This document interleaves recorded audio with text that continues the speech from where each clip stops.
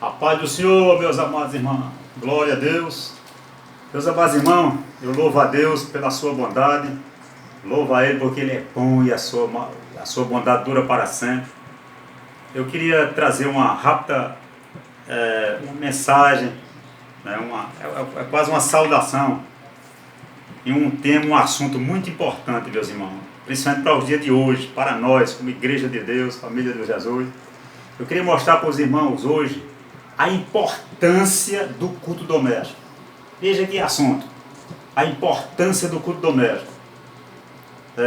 Hoje esse assunto não é muito falado, mas quando eu aceitei o Evangelho, no dia 13 de setembro de 84, era muito falado na igreja, lá em Cabrobó, Igreja Evangélica, Assembleia de Deus, né, pastor José Vicente da Silva, né, então falasse muito no culto doméstico.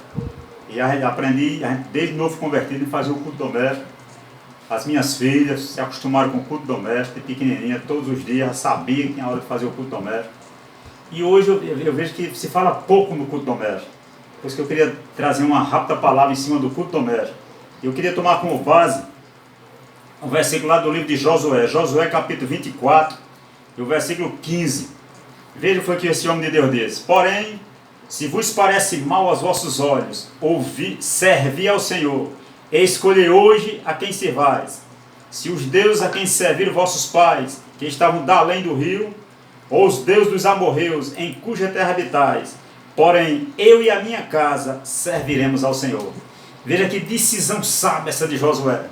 Ele disse, eu e a minha casa serviremos ao Senhor. Josué não tinha preocupação só com a salvação dele, ele tinha preocupação com a salvação de toda a sua família.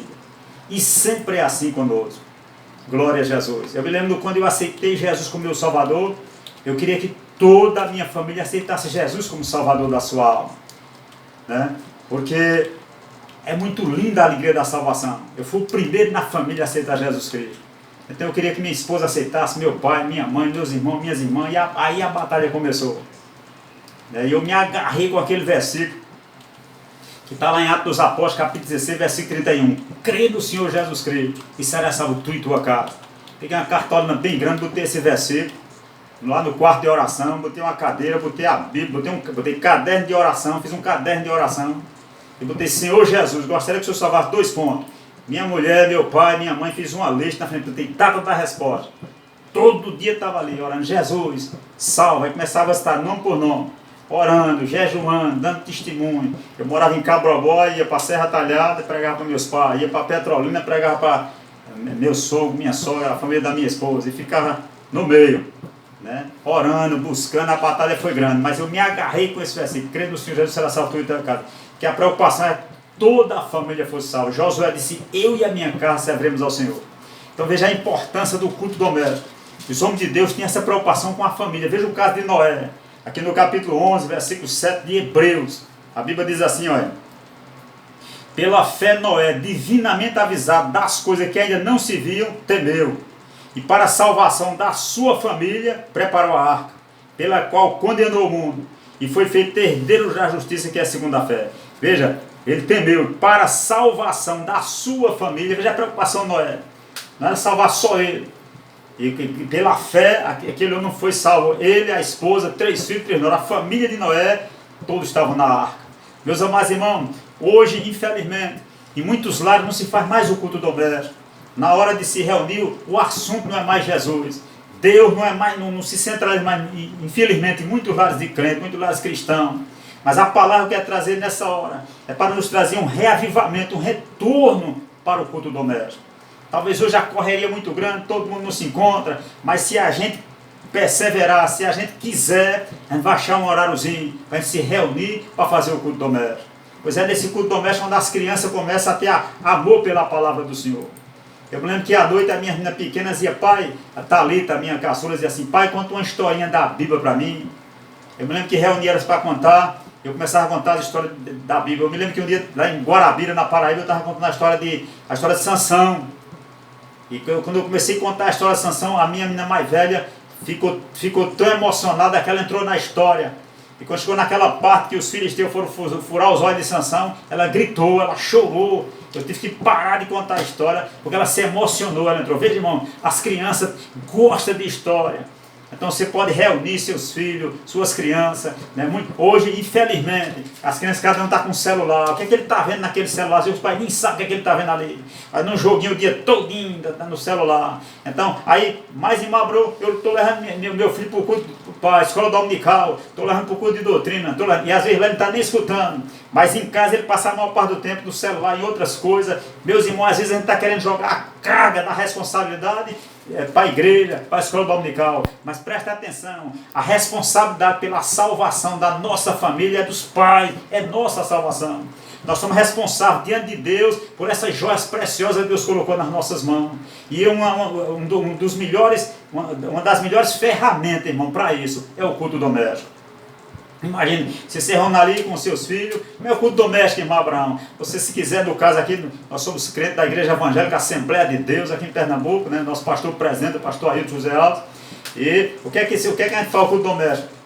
A gente canta 3 hinos, pode cantar 1, 2, mas canta 3 hinos, louvar o Senhor, vai depender do tempo. Depois escolhe uma passagem da Sagrada Escritura, lê, explica a palavra, medita naquela palavra e depois ora. E quando a gente vai orar, irmão, veja bem, no culto doméstico, digamos que tem criança na minha casa.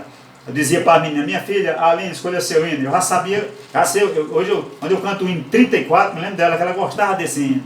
Aracela, escolhe teu hino. Aracela escolheu dela. Thalita, teu hino. 3 hinos, eu estava para ela escolher. Quer dizer, eu podia dizer, não, o hino é esse. Eu disse, não, mas ela participar do culto doméstico. Quando a gente ia fazer a leitura, eu dizia, pronto, nós vamos ler capítulo, versículo de tal a tal. Eu digo, eu vou ler o primeiro, minha filha lê o segundo, terceiro, quarto, e a gente vai rodeando, até terminar a leitura. Todo mundo passava dos hinos, todo mundo passava da leitura. Na hora da oração, eu digo, me diga uma coisa, minha filha quer que ore por quê? Como é que está as provas? Vai fazer alguma prova? Eita, pai, vou fazer uma prova amanhã. Vamos orar pela sua prova, para Jesus lhe dar 10. Aí, irmão, já vai inculcando nos filhos que Deus toma de conta de todas as coisas. Vai gerando fé no coração das crianças. Que ela vai fazer uma prova, precisa orar para Jesus lhe dar graça, dar sabedoria para ela passar. E você, estou doente, vamos orar para Jesus lhe curar. Eu me lembro, por causa do culto doméstico, a fé era tão forte nas meninas que a minha miudinha Thalita, onde eu estava sentado lendo a Bíblia, ela disse, pai, eu estou com minha garganta doendo, ore para Jesus me curar. Eu digo, tu crê mesmo, Thalita? Crê? Deixa bem miudinha ela. Eu fechei a Bíblia e só fui botar a mão na cabeça dela e orei. Isso era de noite, a mãe dela está engomando os panos. Quando eu terminei de orar, ela correu lá para fora para ir brincar. A mãe dela disse, eita, vai chamar ali Thalita, Abraão, que ela está doente, está com a garganta doendo. Eu, Thalita, minha filha, vem para dentro, você está dentro. O senhor não orou por mim? E Jesus me curou. Então, uma vez aqui, fé, Jesus curou mesmo. Então, veja a fé das crianças. Né? Outra vez foi a Aracela, que perdeu um sapato lá em Salgueiro. Né? E ela foi orar com aquela fé viva e o sapato apareceu. Então, quer dizer, as crianças vão tendo experiência com Deus, isso fica marcado. E quando elas crescerem, nunca mais elas esquecem. Né? As histórias que você vai contar para seu filho é a história da Bíblia. Ele vai aprender sobre Jesus, a história de Davi, a história de Sansão, a história de Salomão, a história de Daniel, de José do Egito, a criação do mundo, Adão e Eva. Então, porque a criança, irmão, ela é como um papel em branco. Você é que tem o privilégio de começar a escrever nessas páginas em branco, colocar as primeiras coisas. Então você chega com a verdade para colocar ali. Quando a mentira chegar, o coração da criança já está ocupado com a verdade. Então, esse era o caso de Noé, era o caso de Abraão. Veja o que é que Deus diz de Abraão, lá em Gênesis, né, no capítulo 18, versículo 19. Deus diz, porque eu tenho conhecido que ele há de ordenar a seus filhos e a sua casa depois dele, para que guarde o caminho do Senhor, para agir com justiça e juízo, para que o Senhor faça vir sobre Abraão o que acerca dele tem falado. Veja, irmão, Deus tem prometido coisa a mim, coisa a você, mas Ele deu uma responsabilidade para nós, fazer o culto doméstico, cuidar da salvação dos nossos filhos. Não vamos deixar, não, irmão, quando ele crescer, ele decide, não, é agora, a salvação ele quer agora, implantar esse cimento. A Bíblia diz lá em Provérbio 22:6, instrui a criança no caminho que ela deve andar, porque até quando ela crescer, ela não se desviará dele. Então essa semente plantada na infância, mesmo que lá na fase da adolescência, da juventude, mesmo que ele saia, mas a âncora, a palavra está lá no coração, a semente está lá. Ele vai, mas ele volta, porque ele sabe que é a verdade, ele experimentou a verdade. Veja a importância do culto doméstico, né? Gera fé na criança, Fé no Deus vivo. Deus é real para a pessoa, porque ela vê Jesus curando, ela vê Jesus atendendo a oração do pai, da mãe, ela vê Jesus operando ali e Deus se torna real para ela naquele ambiente do lar. Quando aquela criança crescer, que for adulto, que se casar, ela vai querer imitar os pais. Meus pais faziam culto doméstico, vou fazer com meus filhos também. E assim sai de geração a geração. Então mesmo essa palavra minha nessa noite é curta, é rápida, é só com relação à questão do culto doméstico, das famílias. Veja a preocupação. Jacó tinha essa preocupação com a família. Aqui em Gênesis, no capítulo 24, aliás, no capítulo 35, versículo 23 de Gênesis, nós vemos também, eu vou encerrar porque o tempo é curto, 35, 23 de Gênesis. Veja a preocupação de Jacó com a família. Glória a Deus. 35 e 23. Veja o que é que Jacó diz aqui, olha. Glória a Jesus. Gênesis, aliás, 35, 2 e 3, ele diz assim, ó: então disse Jacó a sua família e a todos que com ele estavam: tirai os deuses estranhos que há no meio de vós, purificai-vos e mudai as vossas vestes, levantemos e subamos a Betel, e ali farei um altar ao Deus que me respondeu no dia da minha angústia, que foi comigo no caminho que eu tenho andado. Então veja, toda a família obedeceu, toda foi para Betel, para a casa de Deus. Então os homens de Deus, as mulheres de Deus, sentem essa preocupação com toda a sua família. Você diz com Josué: eu e a minha casa serviremos ao Senhor. Não dê descanso enquanto você não vê toda a sua família salva. E o melhor lugar é o culto doméstico. Richard Baxter disse assim: o único meio de salvar a igreja e a circunvizinhança é estabelecer a religião nos lares e levantar o altar da família, o altar familiar. Thomas Baxter disse assim: o único meio de salvar a igreja é salvar a família. Então o que é a igreja? É a reunião das famílias. As famílias, quando se reúnem na igreja, se reúnem no templo, é a igreja do Senhor.